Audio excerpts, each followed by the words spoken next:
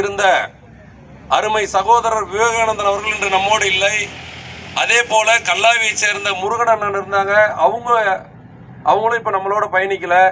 இந்த சங்கத்தை பதிவு செய்த போது இருந்து துணை நின்று விவசாயிகளுக்காகவே தன்னுடைய வாழ்நாளை அர்ப்பணித்துக் கொண்ட சண்முக அண்ணனும் இன்னைக்கு நம்மளோட இல்லை.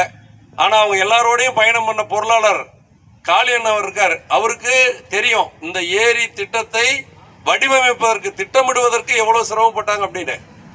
அந்த நேரத்தில் தனித்தனியா முயற்சி பண்ணிட்டு இருந்தப்போ இது வெற்றி பெற முடியவில்லை. அதிகாரிகள் ஒரு தனிநபரோட கோரிக்கைக்கு பெரிய அளவுல மதிப்பு கொடுக்கலங்கிற காரணத்தினால 2019ஆம் ஆண்டு அனைத்து பகுதியில் இருக்கக்கூடிய விவசாயிகளும் ஒன்று கூடி ஒரு திருமண மண்டபத்தில் சேர்ந்து ஒரு அமைப்பை கண்டால் மட்டும்தான் நம்ம வெற்றி பெற முடியும் என்பதை சொல்லி அதற்கு ஆதரவு தெரிவித்து அந்த 33 ஏரி பாசன பகுதியில் இருக்கக்கூடிய அனைத்து விவசாயிகளும் ஒன்று கூடி உருவாக்கப்பட்ட அமைப்பு தான் இந்த 33 ஏரி பாசன விவசாய சங்கம்.